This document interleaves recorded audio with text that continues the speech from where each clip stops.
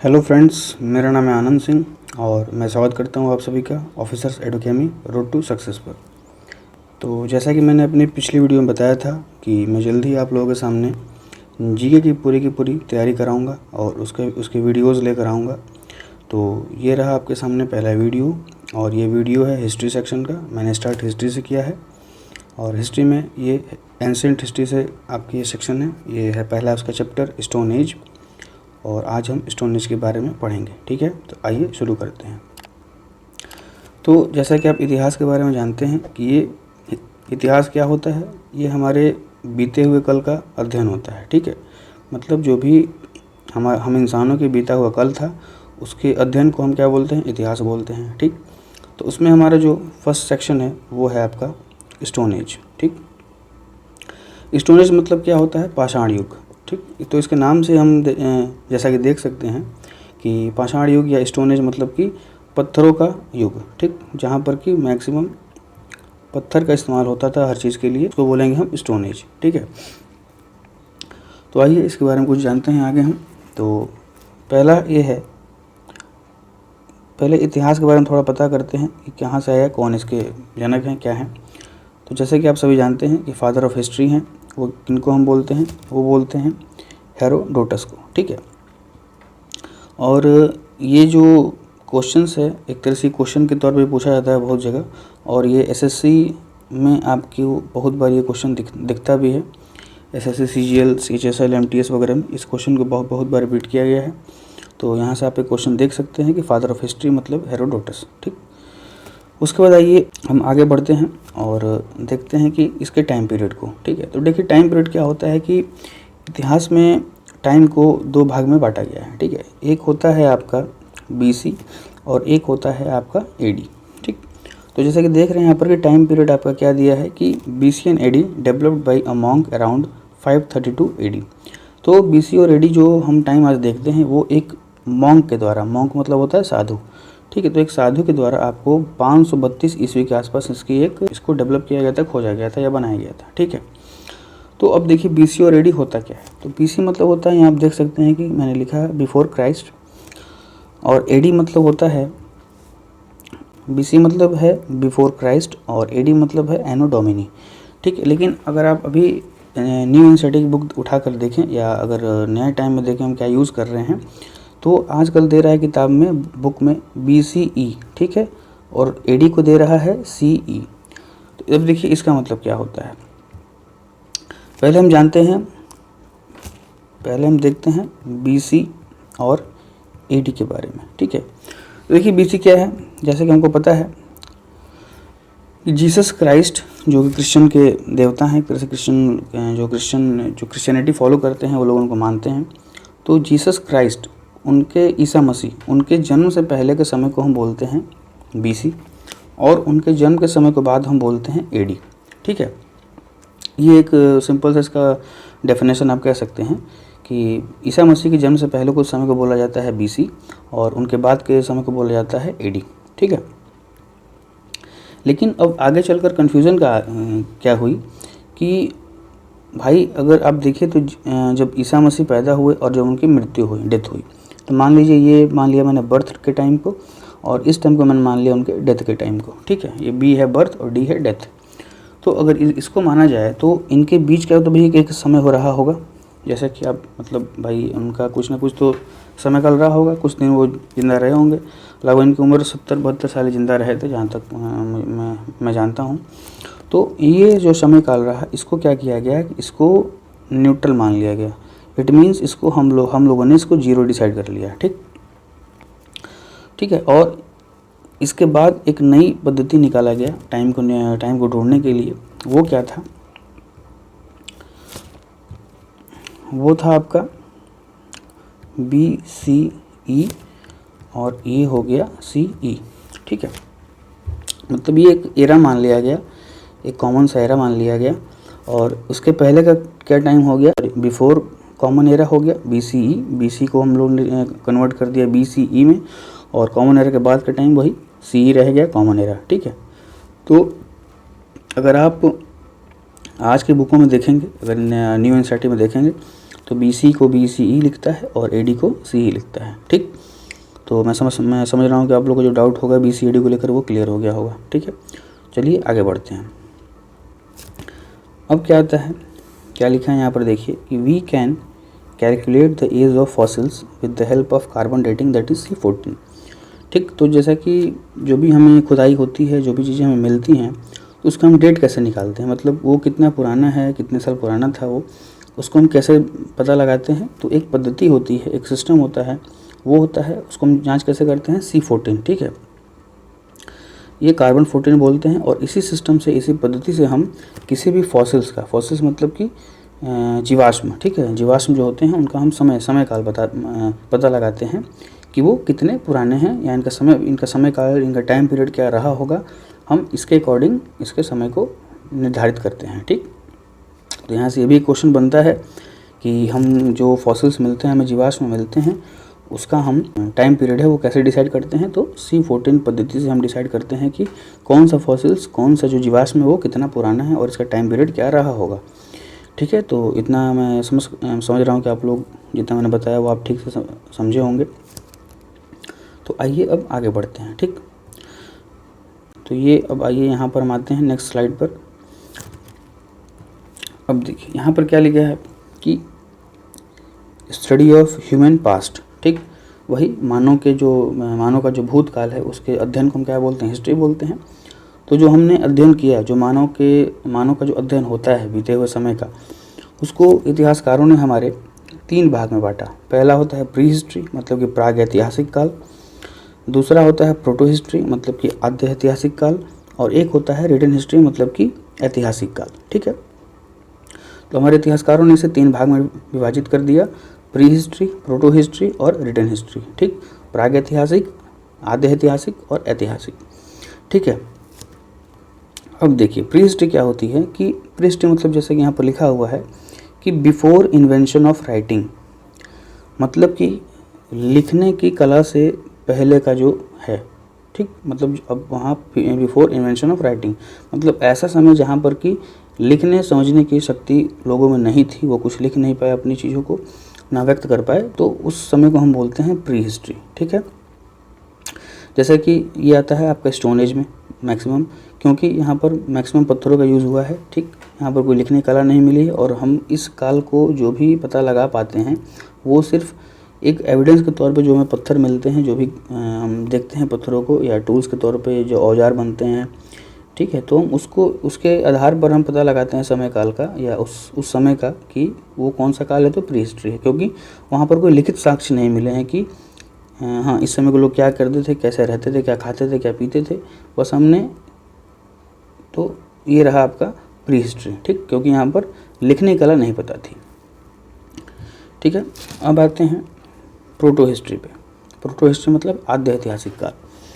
Proto history क्या है कि written script but not deciphered, लिखित साक्ष्य तो मिले हैं, हमें पता है कि हाँ कुछ मिला है लिखा हुआ, लेकिन उसको हम आज तक पढ़ नहीं पाए हैं। डेसिफर मतलब होता है, मतलब उसको पढ़ लेना या सॉल्व कर लेना। ठीक है, तो हमें कुछ लिखित साक्ष्य मिले हैं लेकिन हम उसे पढ़ नहीं पाए हैं, उसको बोलते हैं प्रोटो हिस्ट्री काल में आता है वो, मतलब कि आद्य ऐतिहासिक काल में आता है।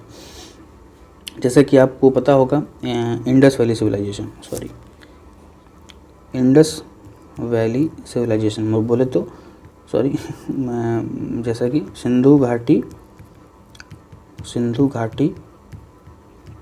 सभ्यता।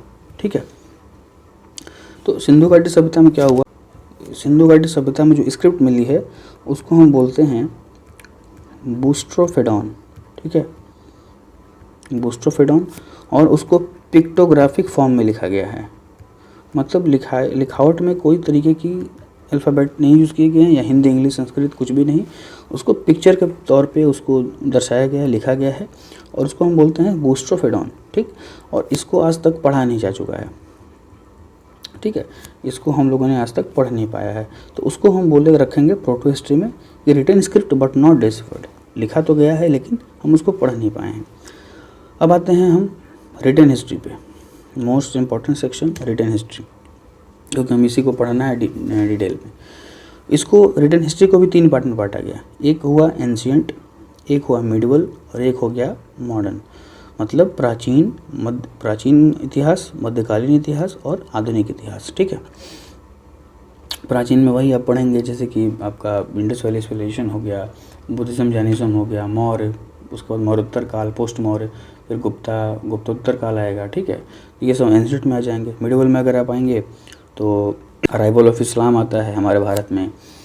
उसके बाद आपको दिल्ली सल्तनत पढ़ने को मिलेगा, मुग़ल के बारे में पढ़ने को मिलेगा, मराठा आएंगे। ठीक है, फिर मॉडर्न आएंगे तो मॉडर्न में आपको जैसे जानते हैं आप यूरोपियंस के बारे में पढ़ने को मिलेगा, फिर गांधी जी का युग आएगा, फिर भारत आज़ाद होगा। तो ये सब चीज़ें आपको मॉडर्न में पढ़ने को मिलेंगी। तो ये रहा आपका रिटन हिस्ट्री। रिटन हिस्ट्री में क्या है भैया कि सब कुछ मिला है, लिखित है, पिक्टोग्राफिक में भी है, हम समझ सकते हैं, जान सकते हैं, उसको हमने रखा रिटन हिस्ट्री में, मतलब ऐतिहासिक काल।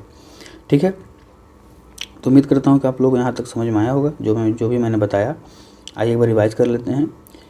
फादर ऑफ हिस्ट्री, इतिहास का पिता किसे कहते हैं, तो हेरोडोटस को बोलते हैं। टाइम पीरियड कैसे डिवाइड है, बीसी और एडी में, मैंने समझा दिया बीसी एडी क्या होता है, कैसे इसको बीसी से बीसीई बनाया गया, एडी को सीई बनाया गया। ठीक है, फिर हम जो आपका फॉसिल्स का एज है वो कैसे कैलकुलेट करते हैं, तो उसको करते हैं C14 से। ठीक है, उसके बाद आइए नीचे आते हैं। अब आते हैं नेक्स्ट स्लाइड पे।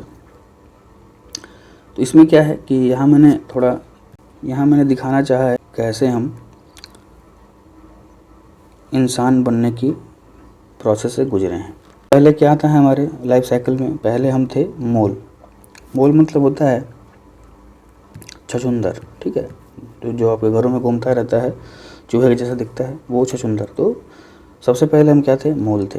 ठीक, उसके बाद हम बनते हैं श्रूज। देखिए सब जानवरों का नाम है, इसके कोई खास हिंदी में नहीं है कि मैं हिंदी बोलूँ, तो जहाँ तक मैं कोशिश करूँगा जो जिसका हिंदी हो उसका मैं बताऊँगा। जहाँ तक नहीं हो सकता है, नहीं मिला मुझे, या मैं एक्सप्लेन नहीं कर पाऊँगा, उसे प्रोनाउंस नहीं कर पाऊँ, तो उसके लिए सॉरी। तो पहले मोल थे, मोल मतलब होता है छछूंदर। फिर आता है श्रूज, फिर आता है लीमर आप लोगों ने देखा होगा, डिस्कवरी वगैरह जो देखते होंगे, उसमें एक जानवर दिखता होगा जो कि थोड़ा पतला सा लंबा होता है और अपने दोनों पैरों पर खड़ा होता है, और उसका जो आगे का मुंह होता है वो थोड़ा थोड़ा काला सा होता है, तो उसको बोलते हैं लीमर।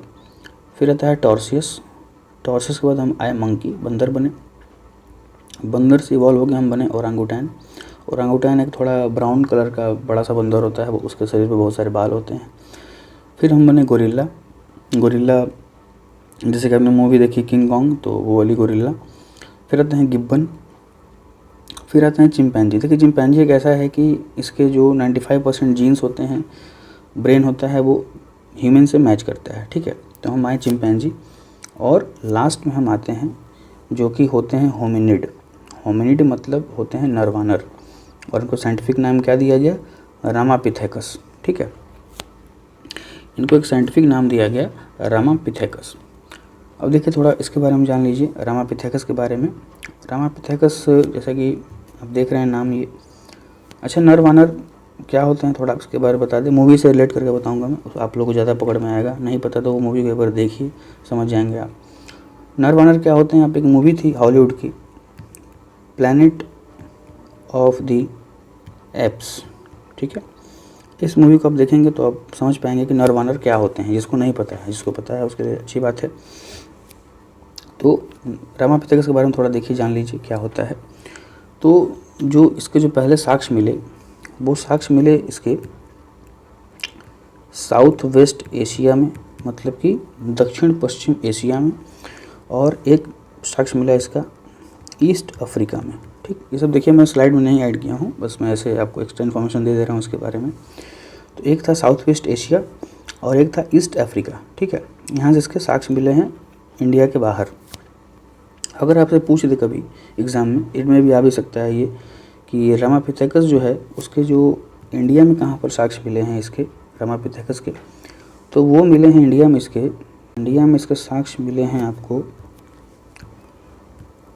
शिवालिक हिल्स में। ठीक, शिवालिक हिल्स क्या होता है, जिसको नहीं पता है थोड़ा सा मैं बता दूं। जैसा कि आप जानते हैं कि हमारा हिमालय है, हिमालय का 3 श्रेणियां हैं, एक है ग्रेटर हिमालय, एक है मिडिल हिमालय और एक है शिवालिक। तो इसी रेंज में, शिवालिक वाले रेंज में हमको किसके बारे में पता चला था पहली बार, रामापिथेकस के बारे में। और ये पता कब चला था हमें पहली बार, एक सेकंड, हमें कब पता चला था इसके बारे में? 1932 में, ठीक है। तो रामापिथेकस का जो था इंडिया में कहाँ मिला साक्ष्य? शिवालिक हिल्स में, शिवालिक की श्रेणियों में। और कब पता चला था? तो 1932 में, ठीक है। तो अब आइए आगे बढ़ते हैं। तो ये था थोड़ा सा आपके हम कैसे इवॉल्व हुए, कैसे मतलब जानवर से हम फाइनली इंसान बनने के प्रोसेस में आए, और कौन सा वो पहला था जो कि हम बन करके खड़े हुए, तो वो था रामापिथेकस, ठीक है, नरवानर। जो थोड़ा देखिए रामापिथेकस क्या था कि रामापिथेकस आप समझ सकते हैं कि थोड़ा सा झुक के चलता था वो, मतलब पूरी प्रॉपर खड़ा नहीं हो पाता था अपने पैरों पे। आप रामापिथेकस को आप इसको समझ सकते हैं, ये जो दिख रहा है इस टाइप के रामापिथेकस थे जो कि थोड़ा झुक करके चलते थे, ठीक है। तो आइए देखते हैं इवोल्यूशन ऑफ ह्यूमन पर। मतलब हम तो वहाँ हमने देखा ऊपर मोल से लेकर के होमिनिड तक, मतलब नरवानर तक, कि हम कैसे वो एक जानवर से बन करके हम धीरे धीरे खड़े हुए और प्रॉपर खड़े होना शुरू हो गए हम धीरे धीरे। अब वहाँ से हमारी क्या रही जर्नी, कैसे हम आगे बढ़े और कैसे फाइनली एक मॉडर्न मैन जो कि हम आधुनिक इंसान जो आज के डेट में हैं वो कैसे बने, तो हम उसको देखते हैं, ठीक। तो अभी मैंने आपको डिटेल में बताया रामापिथेकस के बारे में, ऊपर से मैंने सब समझा दिया आपको कि क्या है रामापिथेकस, कहाँ मिले, कैसे मिले, कब मिले, ठीक है। तो ये आप समझ चुके हैं। अब आते हैं नेक्स्ट पे। नेक्स्ट क्या है हमारा? नेक्स्ट है ऑस्ट्रेलोपिथेकस अफ्रीकैनस। देखिए इसकी हिंदी कुछ नहीं है, जैसे इंग्लिश में है वैसे हिंदी में भी लिखा जाएगा ये, तो इसमें कुछ मैं हिंदी इसका ट्रांसलेट नहीं करूँगा, बस आप नाम समझिए और सुनिए। ऑस्ट्रेलोपिथेकस अफ्रीकैनस ये क्या थे? ये वो थे कि first man who stand properly. ये पहले ऐसे थे जो कि अपने पैरों पर प्रॉपर पहली बार खड़े हुए, मतलब जैसे हम आज चलते हैं वैसे ही बराबर पैरों पर चलना शुरू कर दिए, तो वो थे ऑस्ट्रेलोपिथेकस अफ्रीकैनस, ठीक है। और ये मिले कहाँ थे? जैसा कि आपको नाम से दिख रहा है अफ्रीकैनस, मतलब ये कहाँ मिले होंगे? ये मिले होंगे आपको अफ्रीका में। देख हुआ क्या इन लोगों में कि अफ्रीका में आपको पता होगा कि एक तरह की घास पाई जाती है। ये सब देखिए छोटे छोटे फैक्ट हैं, आप इसको लिखते भी रहिएगा। ये हर चीज़ में स्लाइड में ऐड नहीं कर पाऊँगा, कि ऐसे करूँगा तो स्लाइड बहुत बड़ी हो जाएगी मेरी, तो आप बस ऐसी चीज़ों को छोटी छोटी चीज़ों को नोट कर लिया करिए। तो ऑस्ट्रेलोपिथेकस अफ्रीकैनस मिले कहाँ? ये अफ्रीका मिले। First man who stand properly, ये वो थे जो कि पहली बार मतलब ढंग से खड़े हो पाए अपने पैरों पर। और हुआ क्या, देखिए कैसे हो पाया ये। अफ्रीका में एक तरह की घास मिलती है, उसको बोलते हैं सवाना ग्रासलैंड, सवाना की घास भूमि, घास क्षेत्र, ये मिलता है सवाना। तो वहाँ पर क्या हुआ कि ये जो घास क्षेत्र होते हैं ये बहुत ऊंचे ऊंचे बहुत लंबे लंबे होते हैं। तो जो भी लोग यहाँ पे थे झुक करके चला करते थे, वो धीरे धीरे अपने पैरों पर उचक करके देखना शुरू किए, मतलब अपने पैरों पर कूद कूद के देखना शुरू किए। और धीरे धीरे ये उछलते उछलते एक इवोल्यूशन आया, धीरे धीरे करते करते। देखिए ये सब चीज़ें एक दो दिन में नहीं होती हैं, ये एक लंबा प्रोसेस होता है, इसमें लाखों साल लग जाते हैं। और धीरे धीरे उछलते उछलते धीरे धीरे अपने पैरों पर खड़ा शुरू हो गए, और फाइनली ये स्टैंड कर गए अपने पैरों पर। एंड ये बन गए कौन? ऑस्ट्रेलोपिथेकस अफ्रीकैनस, जो कि अपने पैरों पर प्रॉपरली खड़े हो पाए। ये देखिए यहाँ पर प्रॉपर्टी हो गया है, ये एक्चुअली LY है, ठीक है, थोड़ा ये स्पेलिंग मिस्टेक हो गया टाइपिंग में, ये प्रॉपरली है, ठीक। अब आइए नेक्स्ट पे चलते हैं। अगला क्या है? अगला है आपका होमो इरेक्टस, ठीक। होमो इरेक्टस देखिए क्या थे? ये थे, इनको बोला जाता है जावा मैन। तो ये भी एक क्वेश्चन बन सकता है कि जावा मैन किसको कहते हैं? तो ये बोलते हैं होमो इरेक्टस को। ये थे कौन? ये वो थे, इन्होंने क्या किया? फर्स्ट हु यूज्ड टूल्स, ये पहली बार इन्होंने औजारों का प्रयोग किया, ठीक। तो अगर पूछ दे आपसे कि वो कौन थे जिन्होंने पहली बार औजारों का प्रयोग किया, तो या तो होमो इरेक्टस ऑप्शन में रहेगा, उसको मारिए, या तो जावा मैन को आप ऑप्शन चूज़ कर सकते हैं, ठीक है। अब थोड़ा ये एक देखिए, जो होमो इरेक्टस थे ये कहाँ पे मिले पहली बार? तो इनको पाया गया जावा आइलैंड पर। जावा आइलैंड किससे संबंधित है? तो ये है आपका इंडोनेशिया में, इंडोनेशिया के जावा द्वीप पर इनको पहली बार इनके साक्ष्य मिले हमें, ठीक। आइए हम आगे बढ़ते हैं।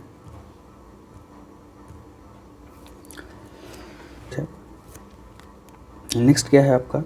होमो इरेक्टस साइनेंथ्रोपस, होमो इरेक्टस साइनेंथ्रोपस। इनको क्या बोलते हैं? हम इनको बोलते हैं बीजिंग मैन या पिकिंग मैन, ठीक। तो आपको ये डायरेक्ट आपको कहीं ना कहीं लूसेंट में या क्राउन की बुक में आपको ये सीधे मिल जाएगा, बीजिंग मैन और पिकिंग मैन। इन्होंने क्या किया था, पहली बार इन्होंने आग की खोज की थी, ठीक है, फायर डिस्कवरी की थी। इन्होंने ये फायर डिस्कवरी किया कहाँ था, ये इम्पॉर्टेंट चीज़ है। तो चाइना में एक गुफा थी, जगह था वो चाओ जू, वो जगह थी चाइना में। देखिए यहाँ पर मैं लिख देता हूँ, चाओ जू कोजियन केव, ठीक है। चाओ जू कोजियन केव कहाँ पर, चाइना में, ठीक। चाइना में गुफा थी चाओ जू कोजियन केव, जहाँ पर कि आग की खोज की गई थी, ठीक। आग की खोज अगर पूछ दे किसने किया, तो होमो इरेक्टस साइनेंथ्रोपस ने, जैसे कि बीजिंग मैन या पिकिंग मैन भी कहा जाता है। और ये आग की खोज हुई कहाँ थी, तो ये आग की खोज हुई थी आपकी चाइना में, चाओ जू कोजियन गुफा नाम की जगह पर, ठीक।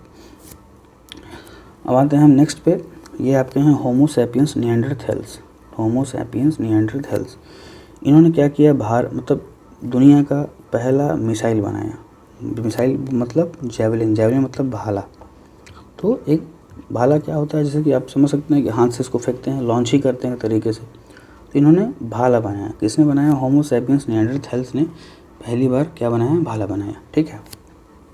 यहाँ से आप ये याद कर सकते हैं कि भाला किसने बनाया, होमो सैपियंस निएंडरथैल्स ने, ठीक। और ये मिले कहाँ से थे, ये इनकी खोज हुई थी यूरेशिया से। यूरेशिया मतलब यूरोप और एशिया वाला क्षेत्र के आसपास मिला करके उसको यूरेशिया बोलते हैं। तो यहीं से इनको खोजा गया था, मतलब इनके साक्ष्य मिले हैं यहाँ से। अगले पे, और ये है होमो सैपियंस, ठीक। तो होमो सैपियंस कौन थे, इनको बोलते हैं क्रोमैग्नॉन मैन, ठीक। क्रोमैग्नॉन मैन इनको बोला जाता है। ये क्या थे, फर्स्ट हु हैव चिन, मतलब पहली बार अगर कहीं ठुड्डी देखी गई, ठुड्डी समझ रहे हैं, चेहरे पर जो नीचे होती है ठुड्डी, तो ठुड्डी को पहली बार किस में देखा गया, तो होमो सैपियंस में देखा गया, ठीक। इसके बारे में कुछ खास जानने का नहीं है। हाँ, आप इसमें एक चीज़ मैं ऐड करना चाहूँगा कि जो ब्रेन पावर थी वो थी 1600 सीसी। सीसी मतलब होता है क्रैनियल कैपेसिटी, मतलब उनकी दिमाग की क्षमता थी वो थी 1600 सीसी, ठीक है। लेकिन ये 1600 सीसी था इनका, वो एक नॉर्मल इंसान के ब्रेन से बहुत ज़्यादा था, इसलिए ये सर्वाइव नहीं कर पाए। हमारे नेचर में इनकी सर्वाइवल मुश्किल हो गई और ये धीरे धीरे विलुप्त हो गए। और फिर एक फाइनली एक मॉडर्न मैन आया जो हम आज हैं, वो हैं हम होमो सैपियंस, मॉडर्न मैन, आधुनिक मानव। इनकी जो सीसी थी, क्रैनियल कैपेसिटी थी, वो थी आपकी लगभग 1400 से 1500 सीसी के आसपास, ठीक है। ये फिट हो गए हमारे नेचर में, और हम ही हैं वो जो धीरे धीरे कर करके हम इवॉल्व होते होते आज होमो सैपियंस हैं, मतलब कि आधुनिक मानव, ठीक है। तो ये रहा हमारा आज का पूरा एक्सप्लेनेशन किसके बारे में। तो पढ़ा स्टोन एज क्या है, कैसे है, एक तरह से आपकी हिस्ट्री की इंट्रो वीडियो थी। और मैं आशा करता हूँ कि मैंने आप लोग को अच्छे से समझाया और आपको कुछ आज जानने को मिला, कुछ नया सीखने को मिला। बड़ा तो आपने होगा ही ज़रूर, लेकिन शायद कुछ और आपको नया जानने को मिला होगा।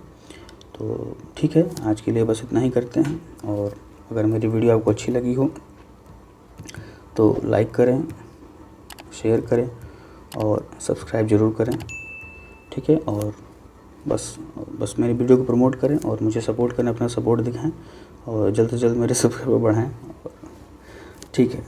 Thank you.